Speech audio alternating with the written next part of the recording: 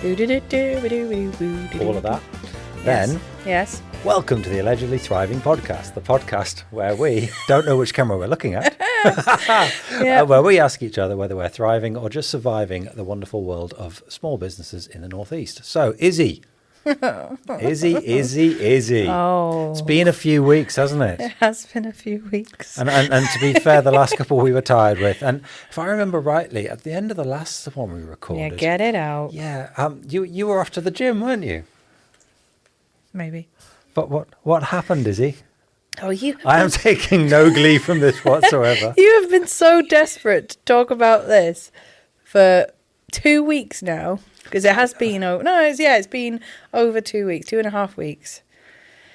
Do I divulge into the story? Do you feel that you emotionally can yet? Yes. Then absolutely, because if you don't, I will. And with you laughing at me as well the whole time. Yeah. But so after this, adversity makes you stronger, dear. I wish it did. I wish it did, rather than making me weaker. So basically, cut to 2.5 weeks ago, I left here and went, hey, I'm going to join the gym. I'm going. It's my first time. I've got a free session. And I drove over. And it was a downhill. Things went downhill from as soon as I pulled out of the Bic, because I pulled out left and someone was steaming down that road, a 30 road at like 60, and was coming around way too fast. So as I was pulling out, they had to slow down, and I looked behind me in my rear view, and when someone's doing like those signs for the listeners, not viewers, But they called you a wanker. Yeah, and was like shaking his head and all this sort of stuff. And I was like, you were going really fast. I was like, and when that sort of thing pisses you off already. So I was already like, ugh. And then I pulled in, went in, had the full tour from a very lovely lady who was the most upbeat woman you'll ever meet in your life. She was like a Disney character. She was trying to sell you a membership. Yeah, she was. So, and I was like, I'm on board. And I had the full tour. She showed me around. And then she was like, and she was selling me everything. And I was like, yep, sign me up for everything. I paid, and I started a 12-month contract. I committed. So I was like, actually, if I am in a contract, it will make me go, because I can't get out of it. And that's a whole separate conversation. And I signed up, and I was like, I've brought my gym stuff. Can I just go and use the gym for a bit, seeing as now I'm a member? And she was like, yeah, sure, of course you can. And I was like, right, okay. And I got changed, went up to the gym, which is fully air conditioned, and it's gorgeous, and it's full of nice people and whatever. And I was on the treadmill, walked. All I wanted to do was walk, just walk for 10 minutes or whatever. I just wanted to get back into the swing of things. So I walked on the treadmill, and I power walked, but walked nonetheless for 10, 15 minutes. And then I stopped the treadmill, and I was like, right, okay, what do I go on next? And I walked off the end of the treadmill, and when you step down from somewhere and the step is slightly less or more distance than you expect. Yes. And it makes your whole body go, ah! I did that, and I put my right foot down and felt my ankle, I basically leaned outwards, bent, my ankle basically went out. Snap. Yeah, and I heard like a crack. Oh, did you hear a pop? Mm-hmm. Oh, that's a good ligament flick. Loud, in my own head kind of pop. Like my body popped, not like street dancing. and then I was like, excuse my French, I was like, shit. And then I instinctively then tried to get my balance, and I leaned to the left to try and get my balance back, and in doing that did the exact same thing on the left side. So both ankles popped. It's still funny. It's awful. Both ankles popped. And then when you've broken a bone or you've done something, you've injured yourself in a catastrophic way, and your body basically just goes, ugh. And I don't remember what happened. I was on the floor. I have no understanding of how I got there. My headphones fell out. My phone was there. I was listening to Gold Dust by DJ Fresh. Did that start it's like playing Gold loudly? Dust. No, it's in my headphone. Oh. It's coming through your speakers. And I was like, what the fuck is going on? And I paused the music, took my the other headphone out, and I was like on the floor, looking around a bit dazed, like, what the hell? And there was this guy, two men on the treadmills who just kind of looked at me and then just carried on. They were just like, I'm 3K into my 5K. Strange dismount technique. He sort of looked at me and I was on on the floor looking really injured and they just ignored me. And then these three women who were I was behind them on the floor and I was trying to work out how I get up. I was like thinking, right, what the hell do I do now? I've really injured myself. I've embarrassed myself. I basically was in my head thinking, how do I disappear from this situation? How do I basically get out of this in a way that is like, how do I leave? How do I run away? I can't run away. My ankles don't work. So these ladies turned around and they were like, oh my God, are you okay? Did you fall off and stuff? And I was like, no, but I think I've really hurt myself. And I felt, and you know, when you've injured yourself properly, you feel dizzy. And I started to feel really faint and nauseous, and I felt like, and my whole body was just like in shock because that's what happened. It happened when I broke my arm. It's like your whole body just goes like, and it just freaks out. And I was like, oh, I'm all right. I think I just need to sit down. So I like kind of crawled myself to sit on the edge of the other treadmill. And these three ladies were like, are you okay? Are you okay? And they were like fussing over me. And I was like, oh my God, I want to die. I just want to disappear. And they went, okay, we'll go get help. And I was like, please don't get help. I don't want help. I want to just let me die. Let me find my own way home. I don't want help. And then it gets worse, dear listener, it gets worse. Because then the lady who had just signed me up 20 minutes before came running up the stairs with this guy who also worked there going, oh, Issy, what happened? And I was like, oh, you have no idea.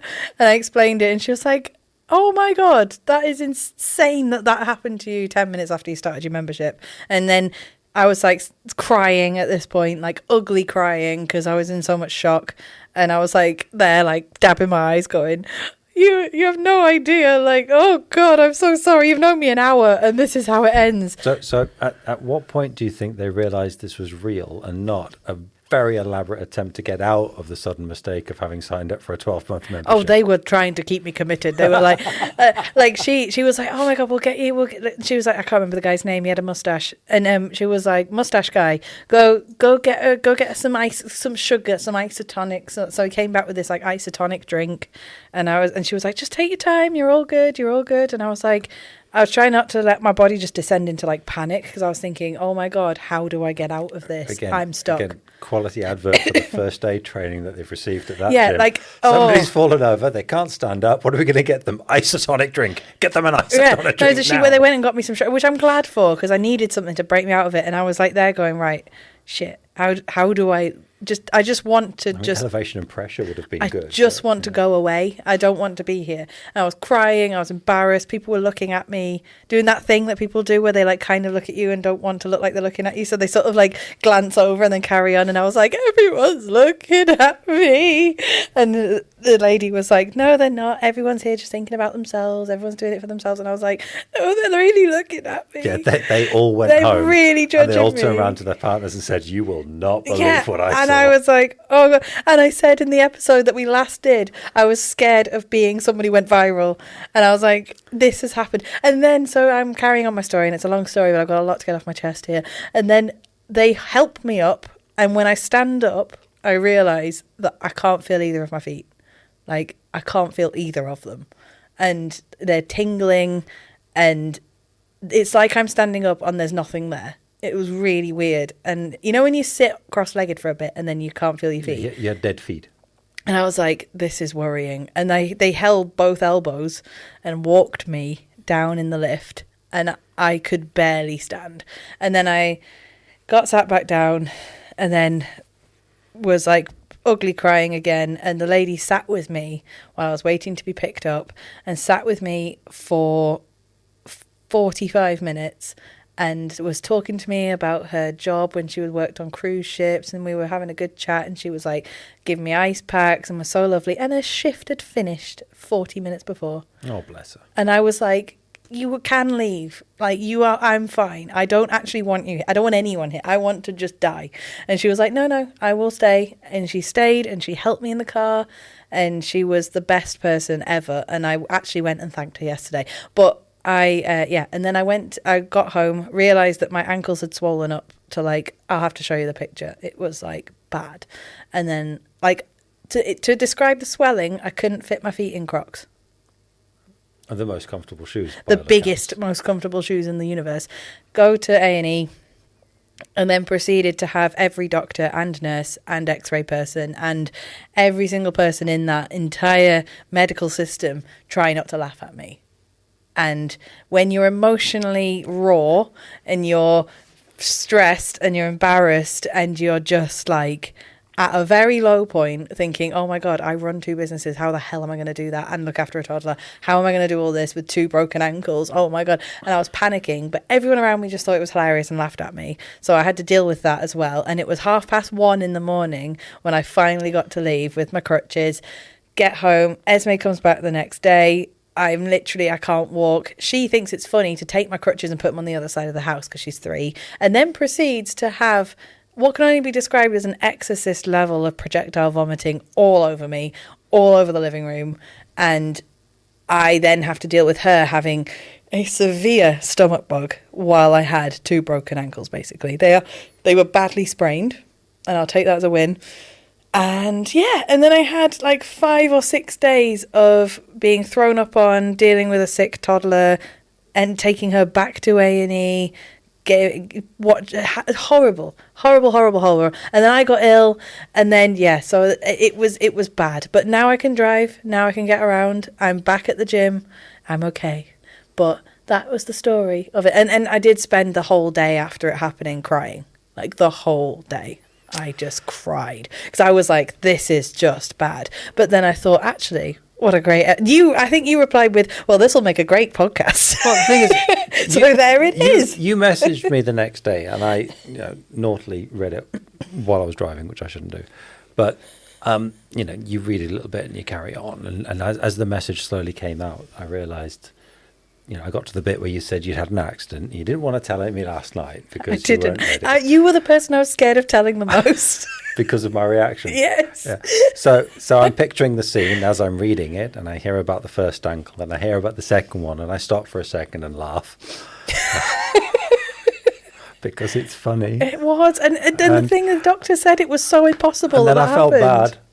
Yeah. And I still feel bad for laughing, but still laugh anyway because it is funny. I know, and it is ostensibly funny. And if it was caught on camera, it would have been amazing. Mm-hmm. And it would have been up there with that viral one of the women who kind of falls and then gets her pants caught. And rip off, but the thing is that like I've reached a point where at the time I was like in so much shock and I was so stressed and I was so overwhelmed and mentally I was burnt out anyway. I realised at that point I was really, really hitting that sort of tiredness. I mean, you'll hear the previous episodes and you'll probably hear back and go, wow, she was tired. Like we may not have to show those. Like, when you say, yeah, we sound really tired. Yeah, I was working so hard. I was hitting a point, and I think that was either the universe's way of telling me to slow down by literally stopping me from walking.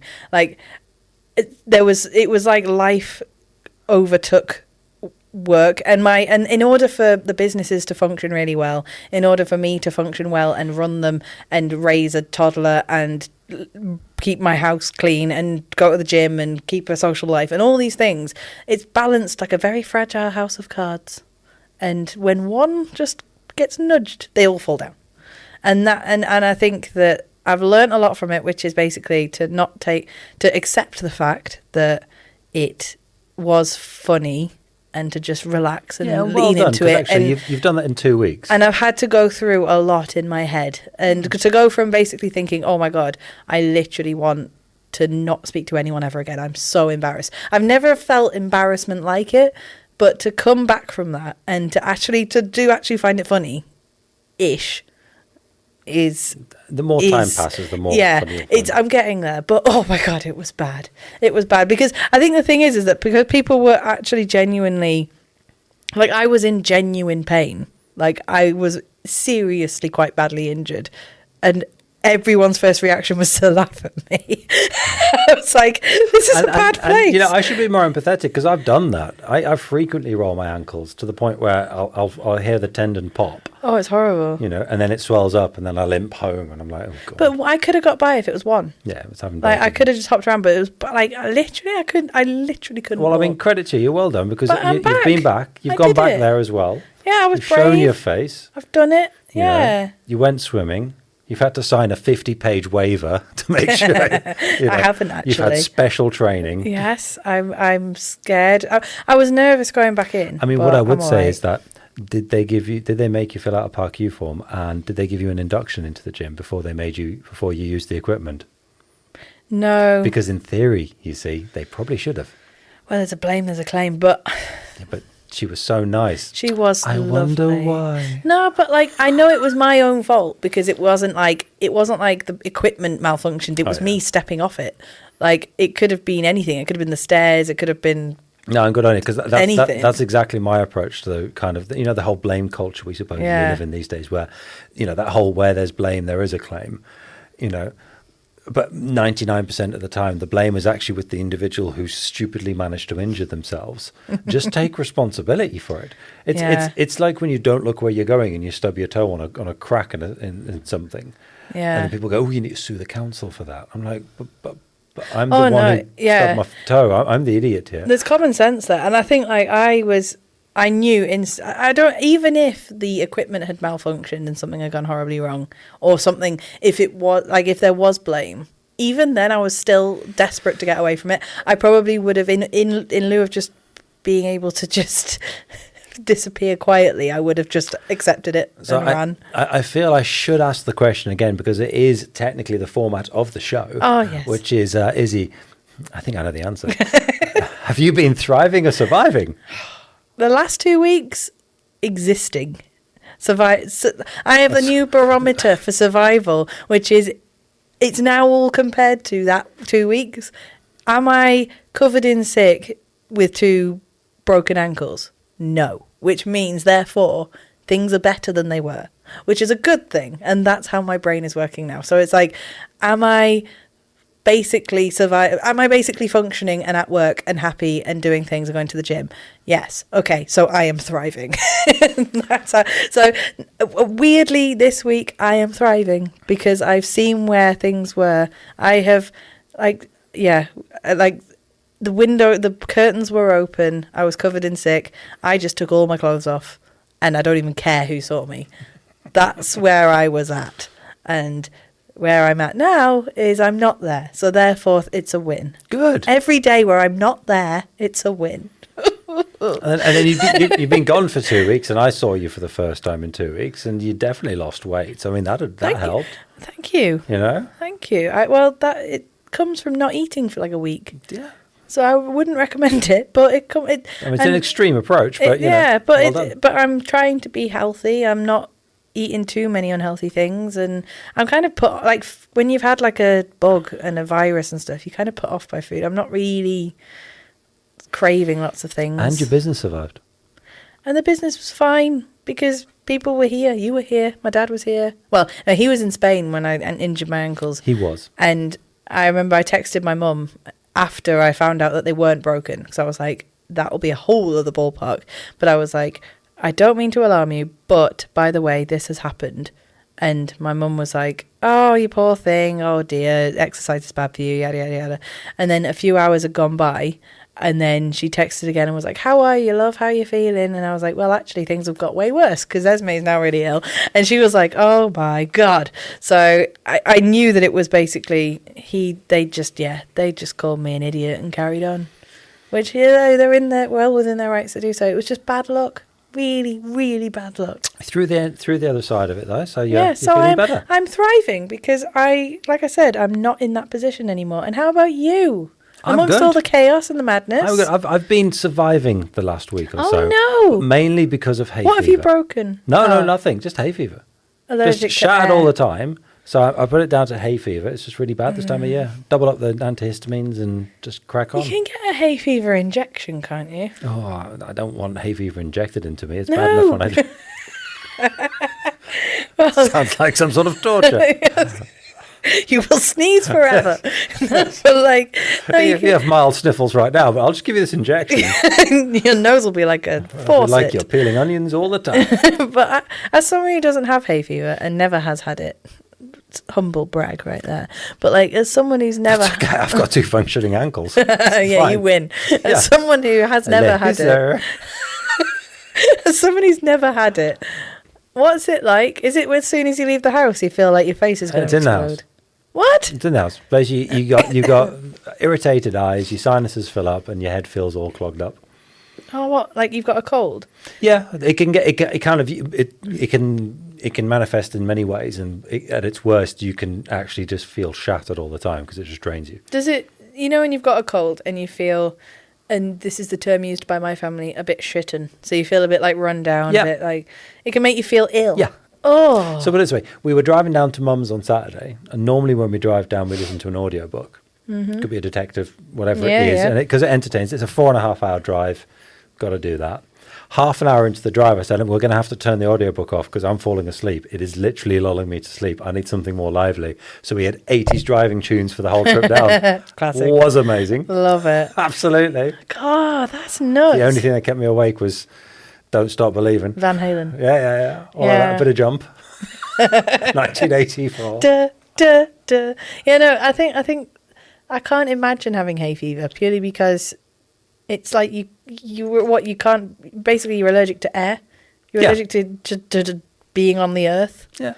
But I mean, look, I was one of those kids who was allergic to anything. Like as a kid, I had asthma, so I was allergic to every pollen that was out there, every seed, cat hair, honey. Yeah. Honey? A drop of honey would close my lungs up to the point where I wouldn't be able to breathe anymore. What? Can you have honey now? Yep. That's wild. Grew out of it all, apart from hay fever. And actually, hay fever's been fine. It just, every now and then, every couple of years at a certain time, it gets really bad. And a few years ago, it was really bad because my left eye swelled to the point where I thought it was going to pop out. What? Yeah, I've got some really cool photos of it. Jesus Christ. I think just walking around with one eye like that. That's mad. I think, like, what's your opinion on, like, health in general? Are you a generally anxious person when it comes to your health, or do you kind of just accept it and cope with it? And, like, are you dramatic when it comes to health? Well, I'm a man, which means obviously it's awful. All the time. All the time. Yeah. No, I'm a man, so I will always share my ailments with my wife. I won't stoically just sit there and put up with it. Yeah. But I won't do anything about it. Why will I? But like, so as long as I share the problem, that's it healed. You just carry on. So like, I just crack on with when it. you're feeling ill, like so last week when I had this virus, I was proper poorly. I was stuck. I was 6 hours away seeing a client. I was feeling really poorly to the point where I had to reschedule when I got there, and now I've got to go back at the end of the month. So it's a whole other story. But I'm very good at powering through, but when I'm ill, I literally cannot power through.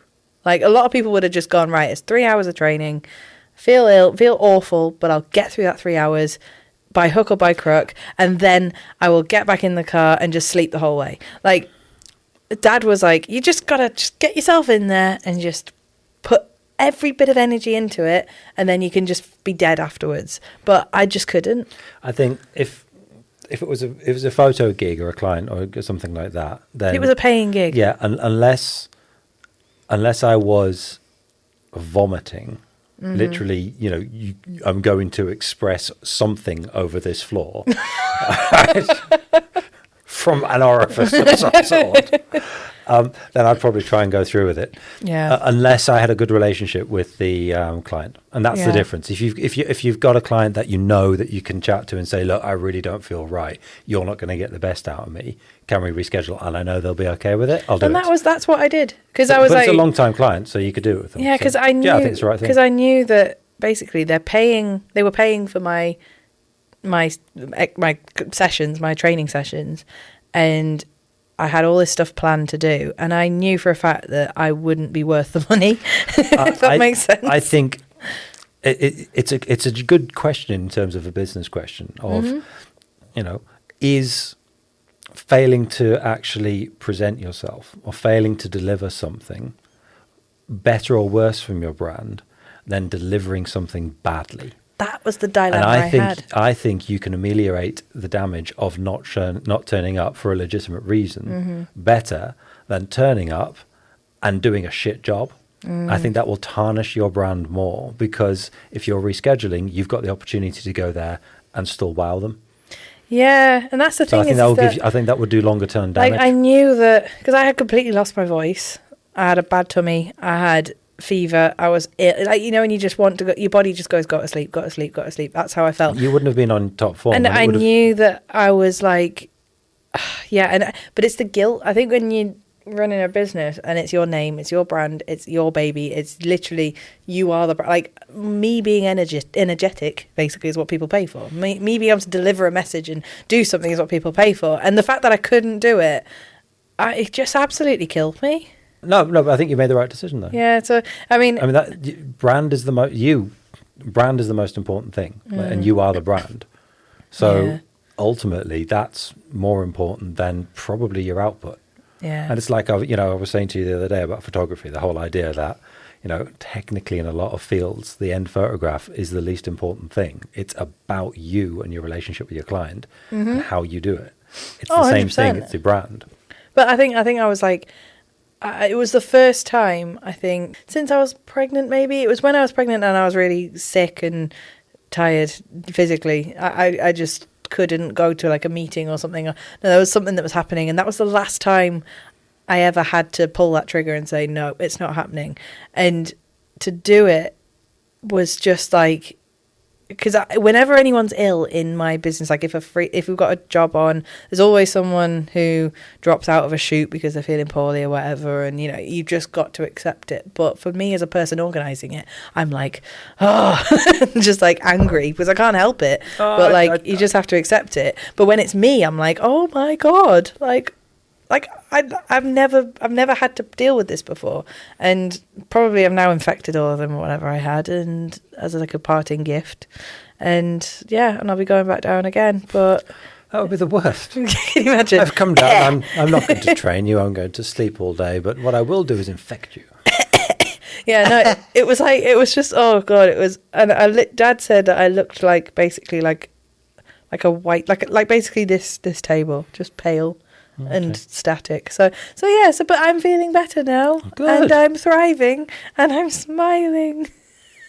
Yeah, but I think in general, apart from that so weakly. Apart from the surviving element of just being a bit run down, I am thriving. We've got a good couple of weeks coming up. We've got busy weeks. Oh yes, we do. And I'm glad I had all this. For you. This all happened before all of this. Oh God, I know. Can you imagine? I got it out the way. That would have been awful. It would have been horrendous. It would have been bad. So I'm excited for the next few weeks. It's for reference, at time of recording, it is what we call Big June.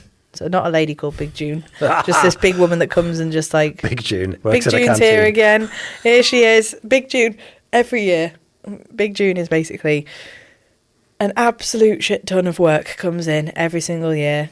We can make probably a fair percentage of our annual turnover in 1 month every year. June is always the month. So what I love about it is because I'm sort of semi-involved in that, I can see what you're doing, I'm helping you guys with what you do, is, that...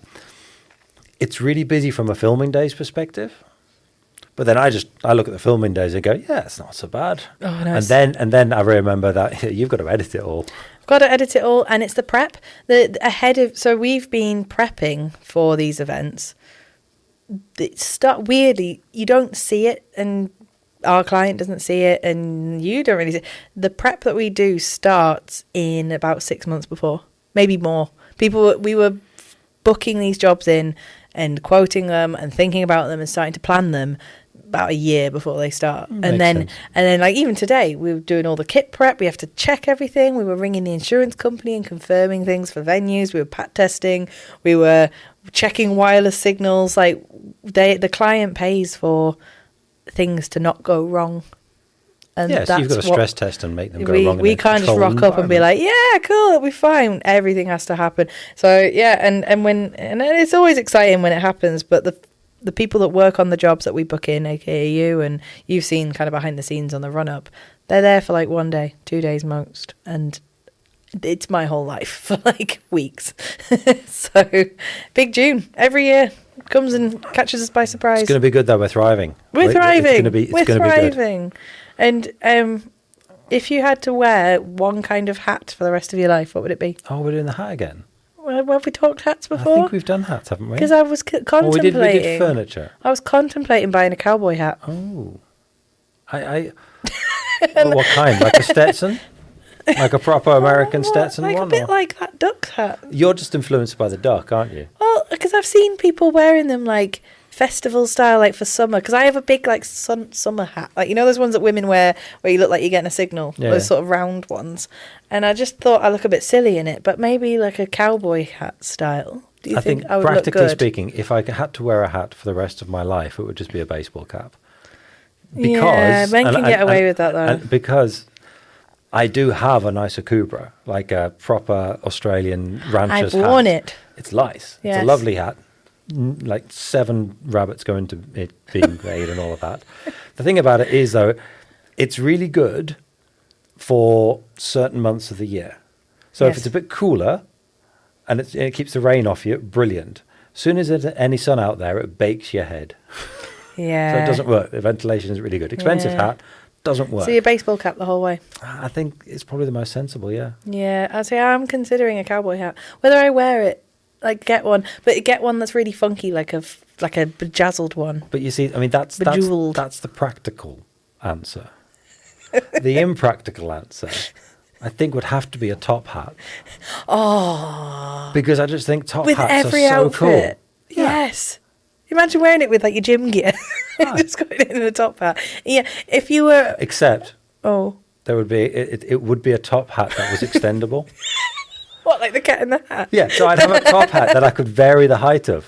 Oh, see, this leads into my next question. But it would have to be... I'd have to have a little lever that I use to ratchet it up and down with. See, this is a question I asked... Who did I ask this recently? Probably someone equally as insane as us.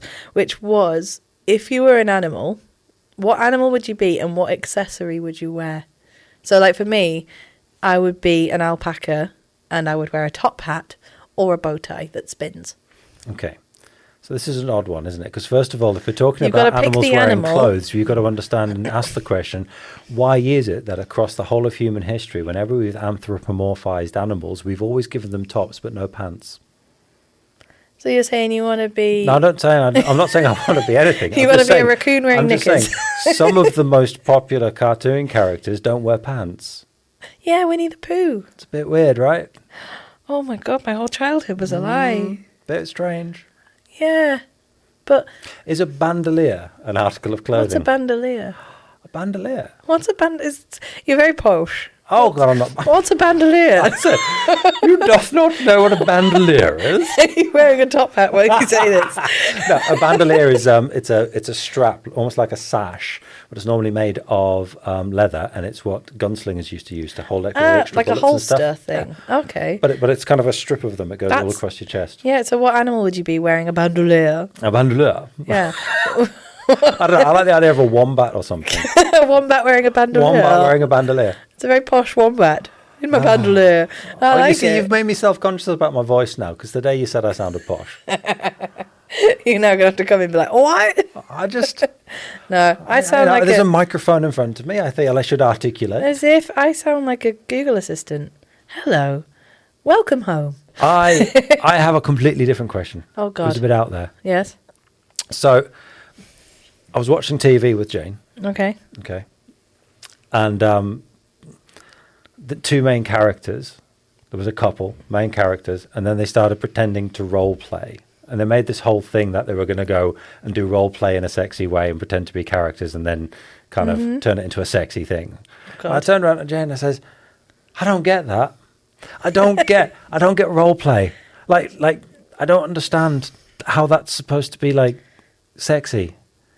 It's like what were you watching? It was a cop show. Oh. But I think the character, it was... I thought you were saying like Euphoria. It was the Rocky, I think it was the Rookie or something, but two of the characters, they said, you pretend to be this, and then they went off, and you don't see anything. Well, like, I'd be the milkmaid, and you be the young stable boy. Modern Family did it for ages, where Phil and Phil and Claire did Phil and Claire were- Juliana. Yeah, and exactly. Oh God, yeah. No, But it's like this trope that they've got about a lot of American comedy shows have, where they kind of do role play and they pretend to be people and they think it's all sexy and stuff. And I genuinely don't get it, because surely what you're doing when you're role playing as a couple is you're saying, I don't like you. I want you to pretend to be somebody else, and that's going to really turn me on. I mean, how can you see that in anything other than I'm not happy with you? What I would say is, it just makes me think. You've seen The Producers, 2005, with Mel Brooks. Mel Brooks is I haven't. produces Nathan Lane. It's one of your Because there's a whole bit where they role play, where Max Bialystock, this old lady is a young milkmaid carrying all this milk, and Max Bialystock is a well-hung stable boy. And they have to do this whole routine, and for me, I've personally never done it, because I would laugh too much, and you'd be tempted to kind of really get into the role and maybe ad-lib a bit. I'm very self-conscious as it is, and I don't think I'd be able to do that. But where do you stand with costumes? No. Because that's the thing that goes with the role play, isn't it? Where someone dresses like Princess Leia, or someone dresses like, I don't know, someone from Baywatch, or no, I don't get that either. Dressing up as like a teacher. Maybe or I'm a nurse, just really vanilla. To me, it's just basically. I mean, to be honest, it's the Chewbaccas I worry about. The Ewoks. Yeah. Well, darling, you know. Darling, yes. Could you wear the Ewok outfit tonight? Or someone sits there and goes, hello, I'm C3PO. Oh, yeah. That'll do it for me. Yeah, R2D2. Beep, boop, boop. Beep, boop, boop, beep. No, I couldn't. Because you know what it is? Those films. You do give C3PO vibes. Best R2D2 character ever. Oh my God, you are C3PO. Fuck off. You're built like him. You sound like him. Oh my God. You are C3PO. Anyway, that's a whole other conversation. Hang on, if I'm C3PO, what are you? Beep, boop, boop. BB-8. But I would say that I'm Jabba the Hutt. No, my thing with those roleplay things is, ladies and gentlemen, an insight to Issy's self-confidence. I'm Jabba the Hutt. I am Jabba the Hutt. But no, what I would say, my opinion, if you were asking my opinion on the whole roleplay thing, is films and TV make it look sexy and a bit sort of out there and daring, and they only show obviously little snippets of it, but in my head I'm thinking about that person who's in the bathroom trying to put that costume on and trying to get in character, and then the awkward conversation of, well, who do you want to be? I don't know, I'll be like a shopkeeper and you be someone buying some tomatoes, and then you have to kind of go, okay, shall we start then? Okay. Like that bit, just everything around the actual thing, just and then at what point do you get out of character? I don't know. Is The there a next clapper day? board that goes? Do you go, right, okay, I'm done being the milkmaid now. I'm just gonna be me again. Like the thought of all of it makes me cringe. It just seems very complicated. It's all too complicated. So on that note, because I feel like we could talk about that for a while, and I worry that my family are listening and have now got insight into my life. Oh yeah, mine might be listening. In fact, they probably are. Well, seeing as you like Ewoks. Hey, whoa. What are you You into? said Ewok. I think you'll find I said Chewbacca. You said Chewbacca. Okay. Well, that means no one has to shave then, which is good. Chewbacca's a man's hairy thing. So does that make you Han Solo then? Or are you frozen in carbonite? Anyway. That's as far as I can go with Star Wars. Okay. But so next week, do you think you'll be thriving or surviving? I think we will be surviving in a thriving way because we're going to be super busy, but that's good.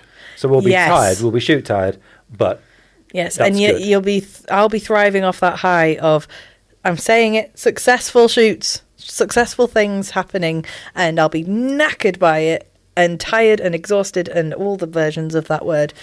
But I will be like, oh, it's so good, I did it, got it done. So that'll be us. Do you want to sign off with a cheesy catchphrase? Keep on thriving, people. Oh, God, you thought, as if you had that in your back pocket. All right, well, goodbye. That seems fair. See you all Fair next enough. time. Fair enough.